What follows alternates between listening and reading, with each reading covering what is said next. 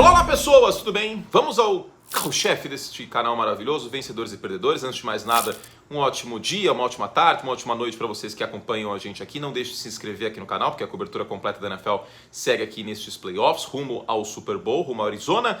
E venham conosco para mais um Vencedores e Perdedores. Lembrando a vocês que a gente tem vídeos para os membros, vídeos a mais para os membros Like Plus. Então, para você ter conteúdo em dobro, às vezes até em triplo, né, dependendo da semana, clica aqui embaixo em Join ou no link para se inscrever e ser membro, tá? Custa bem baratinho por mês e eu tenho certeza que vocês vão gostar, porque tem cupom de desconto, tem Pix para os jogos, para quem aposta na NFL, tem muita coisa legal e vem mais coisa legal pela frente aí neste ano. Então fiquem ligados, tem acesso antes aos vídeos e tal.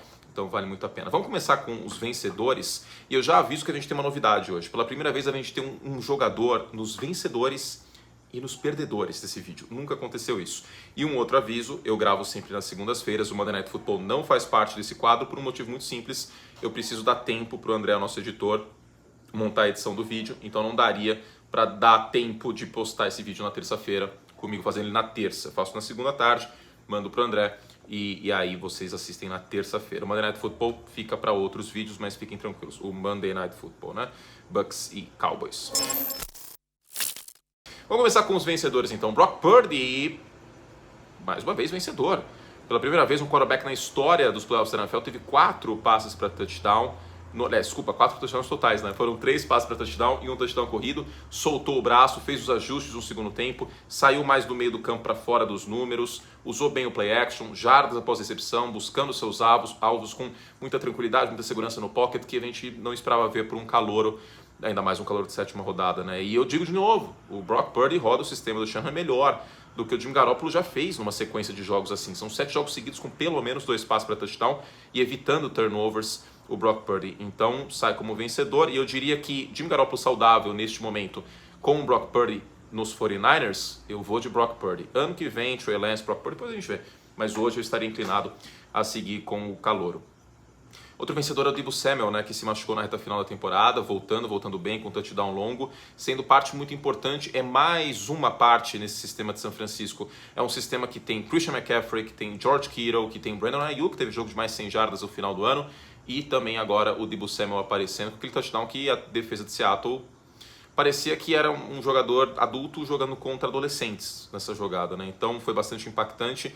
E o Deebo no início do jogo, nas primeiras campanhas, foi usado correndo com a bola. Isso pode ser importante numa semifinal de conferência contra Tampa ou Dallas e na final de conferência se chegarem lá, tá? E eventualmente no Super Bowl para ajudar o seu quarterback. Quanto mais ajuda tiver o Brock Purdy, melhor, né? Não que ele precise só disso de ajuda, porque como eu falei, ele tem mérito, mas o Deebo Samuel voltou em altíssimo estilo. O terceiro vencedor é o Trevor Lawrence, porque, cara, pouquíssimos quarterbacks sairiam do buraco que ele se meteu, porque as 4 interceptações foram culpa dele, mas ele teve 4 passes para touchdown na sequência, com muita tranquilidade no pocket, não deixou a cabeça cair, a coroa cair, né? Ergue a cabeça, princeso Lawrence, não deixa a coroa cair. Aqui também com aquele cabelo maravilhoso, tenho certeza que tem uma almofadinha assim para coroa.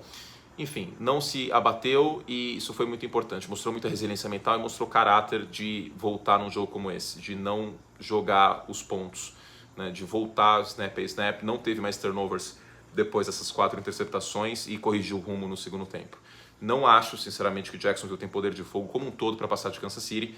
Já é uma grandíssima temporada do Jacksonville Jaguars. Menção mais do que honrosa para o Travis Etienne, que fez um grande jogo, um jogo sólido, o Christian Kirk no segundo tempo, enfim, a linha ofensiva melhorou no segundo tempo também, mas o Trevor Lawrence tem que estar como um vencedor aqui. Será que também como um perdedor? Aguardem. A defesa de Miami é uma vencedora também, porque em meio a essa situação, teve até um momento na transmissão que o Conca abriu a hashtag, tinha uma pergunta lá, se eu concordava com aquele mundo de blitz que Miami estava mandando, mesmo com o Stephon Diggs tendo aquela recepção longa e tal. E aí eu respondi na hora, olha, se o Tua estivesse jogando, eu não concordaria, porque aí tinha uma perspectiva de um jogo mais parelho, e aí seria muito arriscado, né? O risco seria muito grande, uma recompensa provavelmente relevante, mas seria 8 ou 80. Já que você já está lascado, para não falar outra palavra, eu acho que a agressividade vale a pena. Como Seattle teve agressividade com passe em profundidade, né, e deu certo naquela jogada com o DK Metcalf em cima do Charvarius Ward. Então é melhor cair com braveza, com honradez e tentando alguma coisa, do que mandar four-man rush toda hora e ser queimado o jogo inteiro. Então eu acho que a defesa de Miami foi muito intensa, sim, houve momentos que ela foi queimada, mas no geral, e sim, tomou mais de 30 pontos, mas foi essa defesa forçando turnovers em cima do Josh Allen que manteve o jogo competitivo, porque o Skylar Thompson não fez um grande jogo, tá? Não foi grande coisa, errou um monte de passe, caiu no chão, talvez tenha sido o melhor jogo dele na temporada, mas, enfim, é a defesa dos Dolphins que manteve a fagulha viva, a esperança viva aí do torcedor. Os Dolphins chegaram a liderar esse jogo, então tem que aplaudir o que essa defesa fez, né? Entraram como uma zebra de 14 pontos, a maior zebra da história do Wild Card. O jogo chegou a ficar 17-0 e voltaram na partida. O Doug Peterson é um vencedor também, né? Mostrou que experiência foi muito importante nesse momento. O Peterson com um quarterback segundanista, jovem, eu não sei o que aconteceu nesse vestiário no intervalo, mas algo aconteceu, porque até o semblante dos jogadores do Jacksonville Jaguars do intervalo para o segundo tempo era outro totalmente diferente. A gente viu um jogo até mais ou menos no meio do segundo quarto e depois disso, especialmente no segundo tempo, outro jogo completamente diferente. Isso passa pelo Doug Peterson. O Doug Peterson salvou o Trevor Lawrence de muitas formas diferentes e nesse sábado salvou também no segundo tempo. Foi graças a ele que as coisas andaram, continuou investindo nos matchups que eram favoráveis. Num dado momento, o Los Angeles começou a marcar com 2 safeties, teve uma rota do Jones que foi entre o meio dos 2 safeties, que passa por trás do Derwin James, que foi touchdown, e continua investindo em corridas para fora dos tackles, porque era uma grande fraqueza dos Chargers, uma grande virtude dos Jaguars nesse ano. Enfim, foi realmente muito bonito ver isso.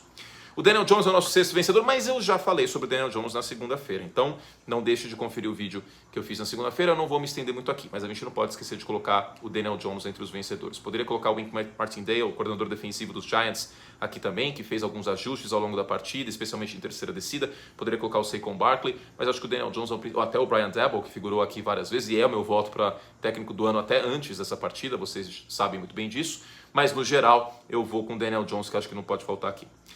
O Lamar Jackson é um vencedor, em certa medida, né? Entrando nesse jogo, os Ravens com 12 pontos por jogo sem o Lamar Jackson neste ano. Desde 2019 são 10 pontos por jogo a menos sem o Lamar Jackson. E aí vem aquela velha filosofia de que a gente só dá valor quando a gente não tem. Vocês já repararam que a gente só dá valor na energia elétrica quando acaba a luz, quando cai uma árvore num poste e acaba a luz e você fica sem fazer nada, sem ter o que fazer e mexendo no celular no 4G e quando acaba a bateria já era? Então, os Ravens, o ataque dos Ravens sem o Lamar Jackson, até porque é um ataque construído para ele, isso é importante frisar, já era, né? O time até teve uma esperança durante essa partida, mas aí o fumble recuperado pelo Sam Hubbard e tal, acabou minando de vez com 98 jardas o resultado do jogo pro Cincinnati Bengals e os Ravens eliminados. Mas o Lamar, que é free agent essa próxima temporada, ninguém sabe como estão as relações dele com os Ravens, mas tudo indica que não tá legal, porque essa história está muito mal contada, dele sequer viajar com o time para Cincinnati nesse jogo. Ele sai como vencedor porque o contraste foi escancarado nessas últimas partidas dos Ravens sem o Lamar. Então, de certa maneira, mesmo com a lesão no joelho, mesmo com o time eliminado, ele sai pelo contraste como vencedor. Espero que vocês entendam ele estar nos vencedores aqui. É para isso que esse quadro serve, né? Ele sai, como se ele fosse uma ação na bolsa, ele sairia valorizado dessa semana. A defesa de Cincinnati eu acho que em certa medida é vencedora também, né? Com um fumble forçado pelo Logan Wilson, recuperação do Sam Hubbard. Eu acho que são dois jogadores que são pouco falados. O Logan Wilson cresceu no meu conceito nas últimos meses, temporadas e tal. Eu era menos fã desse corpo de linebackers de Cincinnati. E o Sam Hubbard é um cara bastante subestimado até, especialmente contra a corrida. Ele faz um bom trabalho contra a corrida desde que chegou de Ohio State. Aliás, para ele foi ainda mais especial por conta disso, né? Jogando em casa, no estado onde ele jogou college football também. E a defesa dos Bengals pode ser um fiel da balança contra Bills e contra Chiefs. Potencialmente contra os Chiefs, né? Mas contra os Bills nessa próxima semana. Eu acho sim que os Bengals sofreram mais do que deveriam, mas eu vou abrir um parênteses aqui. Isso é AFC North. A divisão norte da Conferência Americana, ela tem o seu quê de Libertadores. Não costuma ter jogo fácil, especialmente entre Steelers, Bengals e Ravens nesses últimos anos. Os Browns um pouco mais com altos e baixos, como a gente sabe, né? Mas também os Browns deram trabalho, chegaram aos playoffs e eliminaram os Steelers e tal. Essa divisão é diferente, essa divisão é bem especial nesse aspecto. Então, por mais que tenha sido talvez mais sofrido que muita gente esperava, não acho que foi tão sofrido como o Buffalo, o adversário era muito pior, né? Vale lembrar que a defesa dos Ravens, para mim, entrou nessa pós-temporada como a melhor defesa da Conferência Americana. Então a gente tem que tirar o chapéu e respeitar essa defesa, tá? Condicionar essa questão Claro, a defesa dos Ravens. É verdade que o ataque empacou mais do que deveria, tanto que o Joe Burrow não está nos vencedores aqui, por exemplo, soltou a bola rápido e tal. Mas eu não vou colocar o Joe Burrow aqui nos vencedores, senão é muito clubismo da minha parte, porque eu gosto dele, vocês sabem disso, mas eu tenho que separar as coisas. Então, a defesa dos Bengals eu coloco aqui, porque foi ela que salvou o rolê. O Mike McDaniel, nosso querido Nerdola, também é o vencedor nesta semana, porque, cara, com o Skylar Thompson, meio mundo machucado, Liam Eichenberg fora, o Terron Armstead não estava inteiro, o Bradley Chubb não estava inteiro, enfim, Tua fora, a quantidade de lesões que esse time teve, o Raheem Mostert fora, e mesmo assim foram competitivos. E eu vi algumas chamadas bem interessantes por parte do Mike McDaniel no ataque dos Dolphins, né? Procurando colocar a bola na mão do Tyreek Hill e tudo mais, que acho que esse era o objetivo, não tendo o Tua, de encontrar formas, né, na conversão de 2 pontos, por exemplo, com ele em motion. Teve corrida de wide receiver, né, com a bola indo para trás e tal. Teve reverse, teve muita coisa interessante por parte dos Dolphins. Teve uma jogada bem legal também com o Jalen Waddle. Então eu acho que o Mike McDaniel, em meio a todas as adversidades que aconteceram neste ano em Miami, ele sai como vencedor dessa eliminação. Porque os Ravens foram muito bravos, foram muito corajosos nessa partida. Bravos não faz sentido, né? Seria brave em inglês e, enfim, tive meu momento Luciana Gimenez aqui pegando a palavra em inglês falando em português, achando que ia fazer algum sentido e não fez. Mas, enfim, o Nerdola sai como vencedor. E por fim, quem não dormiu em Jaguars e Chargers, esse é vencedor ou vencedora, hein? E quem não foi assistir Luciano Huck no Bills e Dolphins também, porque o jogo tava 17-0, aí eu já tava assim, ó, quando tava 27-0 eu olhava pro Nardini e falava assim, pô, cara, não é possível, cara, não é possível. Primeiro jogo de playoff, que tinha tudo para ser talvez o melhor jogo dessa rodada de wild card, 27-0. Aí, assim, a gente tenta conduzir a transmissão, tal, ficando no jogo, mostrando ajustes possíveis, tal. Eu até virei uma hora e falei assim, olha, o Trevor Lawrence tem que prometer pro companheiro de equipe dele, pros companheiros, que ele raspa o cabelo se o time virar. Ainda bem que o Trevor Lawrence não fez isso, que ia dar trabalho para deixar aquele cabelo crescer de novo. Mas, enfim, quem não dormiu no sábado e quem não abandonou a NFL também no domingo, viu um Bills e Dolphins bem mais disputado do que a gente esperava. Eu, sinceramente, achava que seria por 17 pontos a vitória dos Bills no domingo. Assim, Buffalo deu muito tiro no pé. Perdedores. Defesa de Seattle é uma perdedora aqui, é um time que precisa de reforços no lado defensivo, por isso que eu falo que não foi culpa do Geno Smith essa derrota, foi a defesa, especialmente no segundo tempo, uma defesa terrestre que sofreu várias vezes nessa temporada, várias vezes, e isso ficou evidente com o duelo, era muito desfavorável para Seattle. E vale lembrar que Seattle pega São Francisco 2 vezes por ano. Então é melhor arrumar essa defesa terrestre. Tem opções no mercado, tem opções no draft no ano que vem, tem muita gente em contrato de calor em Seattle, então vai ter espaço na folha nos próximos anos. Mas a defesa de Seattle sai como perdedora, porque o segundo tempo foi assim muito cristalina a diferença entre os dois times. O Justin Herbert sai como perdedor. Eu acho o Justin Herbert, eu não mencionei, ele estava tão pistola com o Brandon Staley que eu não mencionei ele no vídeo. E aí talvez alguns de vocês possam ter pensado, pô, mas o Kurt não mencionou o Justin Herbert, ele acha que tem que isentar o Justin Herbert de culpa? Gente, eu vou ser muito sincero, quando um quarterback, mesmo sem ser interceptado, tem uma vantagem de 27-0, não importa quem é o quarterback, se for o Tom Brady ou o Justin Herbert ou o Zach Wilson, ele não pode perder o jogo. Ele não pode perder o jogo. Eu acho que o Justin Herbert foi o maior culpado, longe disso. Joe Lombardi, coordenador ofensivo, chamando corrida para o terceiro left tackle, para o lado do terceiro left tackle ali. O Brandon Staley, idem. Agora, o Justin Herbert, se eu critico o Aaron Rodgers quando ele é apático, eu tenho que criticar o Justin Herbert também. Tudo que ele fez foi bater palma. Toda hora a transmissão da NFC mostrava ele batendo palma. Eu me controlei na transmissão, porque aquilo me incomodou. Falei, vamos ver o que vai acontecer. Vou ficar na minha. Mas eu fiquei um pouco incomodado com isso. Um quarterback não pode perder um jogo como esse. Eu sei que estava sem o Mike Williams, eu sei que ele estava sem proteção do lado esquerdo, eu sei que ele foi atrapalhado pelas chamadas que não foram boas, eu sei também que ele converteu terceiras descidas importantes, que ele até correu com a bola no segundo tempo, mas não dá para isentar 100% de culpa o Justin Herbert. Vai ficar essa mácula. Ele vai ter que mostrar que tem mais comando do time. Ele é muito talentoso, mas o quarterback não pode ser só isso, tá? Então, eu não consigo isentar 100% o Justin Herbert. Ele é o maior culpado? Não. É como se ele tivesse... Imagina um filme de assalto a banco. Ou 11 Homens no Segredo. Ele dirigiu a van até o cassino. Ele não entrou no cassino, ele não é o maior culpado. Mas isentar eu não consigo. Agora, um grande culpado que está na primeira prateleira de culpados é o Joey Bosa. O Joey Bosa teve mais faltas do que tackles e pressões no quarterback adversário. Sim, teve um desvio que foi capitalizado em cima de outro desvio do Sebastian Joseph Day, a interceptação. Mas o Bosa fez uma partida terrível. Foram 3 faltas, 0 pressões, 1 tackle. Eu espero que o Joey Bosa entre uma temporada sendo candidato ao Pro, que é o que o irmão dele entra. Eu espero que o Joey Bosa fique saudável e brigue para ser o defensor do ano. Agora, além de tudo isso, ele atrapalhou o time. Aquela falta na conversão de 2 pontos foi o 1 ponto que fez diferença com os Jaguars indo para o field goal no final da partida. Foi horrível a atuação do Joey Bosa, horrível. Diga-se que o Asante Samuel foi muito bem no primeiro tempo, no segundo tempo ele foi queimado e caiu de produção, mas ele tem crédito, não vou colocar ele nos perdedores. E o Derwin James bem sumido nessa partida também, viu?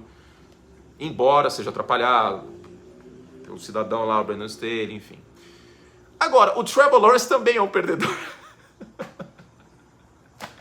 Porque, gente, eu entendo as figuras de linguagem, de eclipse, e aí o sol brilhou, porque o apelido dele é Sunshine, Flórida, etc. Ah, mas o Trevor Lawrence fez uma grande partida, e ele teve resiliência. Eu concordo com a parte da resiliência, mostrou caráter, foi até o título do vídeo sobre o assunto. Agora, falar que ele jogou bem com 4 interceptações, e apagar essas 4 interceptações, desculpa, mas não dá. Contra times mais fortes, contra Buffalo, contra Kansas City, contra Cincinnati, contra Filadélfia, ele não conseguiria voltar nesse jogo. Então, pela primeira vez, a gente tem um vencedor e um perdedor ao mesmo tempo nesse quadro. Eu acho que o Trevor Lawrence sai nesse aspecto como perdedor porque ele lembrou as interceptações do início do ano. Isso não pode mais acontecer, tá? E as 4 foram culpa dele. 2 em zona, que ele simplesmente não viu a Asante Samuel. Uma num desvio, que ele simplesmente não viu o Sebastian Joseph Day na frente dele. E o Bolsa estava colado nele, não tinha que passar a bola daquele jeito. E a outra que ele forçou um passe para o Samuel também. Então o Lawrence tem que ser considerado um perdedor. O nosso querido Trey Lance é um perdedor também por efeito colateral, porque o Brock Purdy teve sua primeira partida de playoff e talvez um dos melhores jogos da história para um quarterback calouro em pós-temporada. E aí fica cada vez mais difícil defender a ideia do Trey Lance ser titular ano que vem, ou mesmo de uma competição aberta entre os dois, que eu acho que vai acontecer se o Brock Purdy não vencer o Super Bowl, ou chegar ao Super Bowl. Abre-se competição. Então, o futuro do Trey Lance em São Francisco, um quarterback com mais interceptações que touchdowns em 4 partidas e que se machucou, ele vai ficando um pouco incerto, digamos, né? Então, colateralmente sai como perdedor. Agora, para mim, um dos maiores perdedores dessa rodada de wild card, o Ken Dorsey, que é o coordenador ofensivo do Buffalo Bills. Por quê? O Brian Daboll, ex-coordenador ofensivo do Buffalo Bills, chamou um jogo impecável com o New York Giants. O plano de jogo dos Giants foi simplesmente excelente. O Daniel Jones fazia as leituras e sabia quando correr ou passar no meio do campo. O Daniel Jones correu com a bola muito bem, o Daniel Jones foi muito seguro. Os Giants fizeram um jogo maravilhoso no ataque. Por outro lado, o Buffalo Bills com Ken Dorsey foi uma coisa ridícula o que aconteceu nesse domingo. Eu peço desculpas se alguém se ofendeu com um dado momento, eu estava realmente muito pistola na transmissão, porque com uma primeira e uma segunda descida, eles chamaram um conceito vertical que não precisava, era só se manter um pouco no campo. Você, mas o Josh Allen que tem culpa de forçar a bola. Não, na maior parte dos casos era só rota vertical. O Ken Dorsey meteu louco nesse jogo. Você, então vai mandar blitz? Vamos queimar essa blitz aí, né? Precisava? Não precisava. Dava para ter mantido um equilíbrio de passe longo, passe curto, usando o jogo terrestre que não estava mal nessa partida. Usando até o próprio Josh Allen para correr mais com a bola. O Ken Dorsey, chamando esse jogo domingo, parecia eu jogando Madden com 12 anos. Toda jogada era 4 verticals. Toda jogada era algum conceito vertical completamente aleatório. Não precisava. Não precisava. Subiram no salto e quase isso custou a vitória contra Miami em uma eliminação que seria terrível. Então o Ken Dorsey sai como perdedor aqui. O Kirk Cousins sai como um perdedor também. Eu me sinto mal porque assim, eu poderia colocar mais o Ed Donatel, coordenador defensivo dos Vikings, para mim é o maior culpado dessa derrota, não fez ajustes em meio ao que o Daniel Jones estava fazendo. Até a defesa de Minnesota em certa medida, mas o Kirk Cousins tem só uma vitória em playoff. O Kirk Cousins era um jogo que o time dele tinha 13 vitórias. E aí aquela narrativa dos jogos apertados acabou a moeda caindo do outro lado dessa vez, quando não podia cair, que foi na pós-temporada. Agora a Minnesota tem 11 vitórias e uma derrota em jogos de uma posse. Justamente a derrota nos playoffs e a eliminação. O Cousins teve uma oportunidade na última campanha, não gostei da última campanha, o time gastou muito play clock, o time parecia estabanado naquele final. E eu fico um pouco preocupado também porque ele meio que jogou em cima de uma vantagem hipotética, que era o quê? Os Giants mandam muita blitz com o Wink Martindale. E o Kirk Cousins foi queimando o blitz e aquilo foi funcionando, mas contra a pressão de 4 homens isso não funcionou. E o Martindale fez o ajuste num dado momento do jogo. E o Kirk Cousins não fez o contra-ajuste. Parecia que o jogo era muito grande para ele. ele sai como um perdedor porque vai ficar essa mácula de mais uma vez o Kirk Cousins sendo eliminado em casa nos playoffs. É uma pena, porque eu não acho um quarterback ruim, mas a imagem não é boa. O Josh Allen também eu acho que é um perdedor. Foram 19 turnovers nessa temporada. Nenhum jogador teve mais turnovers nessa temporada. Quando eu brinco que o Josh Allen é o Brett Favre millennial, o Brett Favre da nova geração, é muito verdade. Porque os turnovers dele às vezes são muito... Eu vou falar a palavra que eu espero que o YouTube não desmonetize. Aliás, eu não vou falar não. Mas começa com P e termina com louquice. Cara, eu tava vendo o fumble acontecer em algum momento, porque no primeiro jogo entre os dois times que Miami mandou muita blitz, até aconteceu um fumble, que ele foi quem manda o blitz e tal, porque não usaram tantos conceitos verticais, o jogo foi mais bem chamado. Mas eu tava vendo aquilo acontecer. A interceptação também foi um passe muito forçado, que ele hesitou num dado momento, ele faz o jogo, o pump fake com o ombro, e aí a bola fica pendurada, a defesa dos Dolphins intercepta. Foi feio, 3 turnovers nessa partida. E aí volta toda aquela história do Josh Allen cometendo turnovers e por isso não dá para confiar tanto nele assim, como a gente confia em outros quarterbacks na história da liga. Eu acho que a parte positiva do Josh Allen é muito talento. Só que essa parte dos turnovers, a minha impressão é que ela nunca vai sumir. E aí vira roleta russa, tá? E isso nos playoffs é muito complicado. Eu espero de coração, que eu não torço contra ele, muito pelo contrário, que as coisas melhorem nas próximas partidas, ou na próxima partida, né? Vamos ver o que vai acontecer. Mas tem que corrigir isso, tá? Tem que corrigir isso. O Urban Meyer é um enorme perdedor desse final de semana. Porque assim, tudo bem, o Jacksonville Jaguars draftou o Miles Jack, trouxe o Christian Kirk, trouxe o Evan Ingram, mas a essência do time é muito parecida com a do ano passado. E o que mudou de verdade foi o Urban Meyer, que é um dos piores treinadores da história da NFL. A passagem dele, o meteoro da paixão dele em Jacksonville foi completamente absurdo. Entre outras coisas, para quem não se lembra, ele não sabia quem era o Aaron Donald. Ele perguntou para as pessoas quem era o 99 dos Rams. Ele deu uma bicuda no kicker dele quando ele estava aquecendo. Sim, tipo, eu sei que parece muito absurdo, mas ele fez isso. Ele menosprezava os assistentes dele, tipo, os piores seres humanos que já passaram na comissão técnica da NFL, eu acho que é o Urban Meyer. E aí o contraste é muito forte, né? Com Doug Peterson, o time chega na semifinal de conferência. Está entre os 8 melhores da liga. Saiu de pior campanha para ser um dos 8 melhores. Com Trevor Lawrence ressuscitando no meio do jogo. Ficou feio pro Urban Meyer, né? E por fim, o último perdedor aqui é o torcedor de Tampa e o torcedor de Dallas, que não está nesse vídeo, os dois times. Peço desculpas, mas como eu falei, espero que vocês entendam. Não tem o jogo de segunda-feira para dar tempo de edição, mas eu prometo que vai ter vídeo sobre nessa terça-feira. Ou se é que já não teve, né? Porque eu tô gravando na segunda e o vídeo. Esse aqui vai ao ar na terça à noite, tá bom? Fizemos todo o estrago que podíamos. Obrigado a quem acompanhou a gente nesses 2 jogos. Eu vou abrir um parênteses aqui. Eu tenho um azar danado nas transmissões que eu estou em pós-temporada. Ano passado eu tive muita sorte naquele Bills e Chiefs. Foi disparado o melhor jogo que eu já comentei. Mas geralmente eu dava um azar muito grande nos jogos que eu comentava. Tipo aquele Miami e Pittsburgh, por exemplo, a última vez que Miami foi para pós-temporada, eu estava comentando com o Matt Moore de quarterback. Teve alguns momentos legais, por exemplo, esse nem tão legal para Minnesota, mas o erro do Blair Walsh contra Seattle eu estava comentando.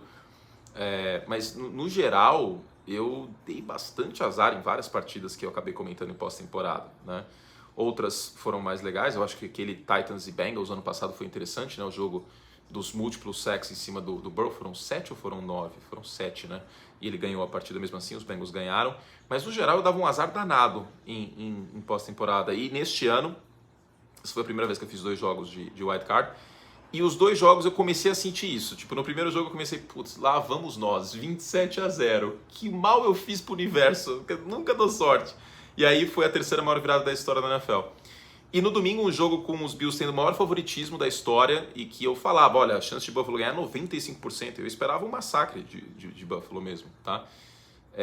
O jogo foi competitivo, foi bem legal, né? E acho que o torcedor dos Dolphins tem que ficar muito feliz com o que viu. O torcedor dos Bills nem tanto, né? Acho que um pouquinho preocupado. Talvez não tanto também, porque contra Cincinnati eles não vão entrar com esse salto alto, Ken Dorsey não vai meter esses loucos. Mas fiquei muito feliz das audiências que a gente teve e da companhia das pessoas. Teve muita gente que não desistiu do jogo sábado, que continuou acompanhando e tudo mais. Então, obrigado a todos vocês. A gente segue com um monte de vídeos aqui e vamos juntos até o Super Bowl. Beijo carinhoso, Você tenha um ótimo resto de dia e até a próxima. Tchau.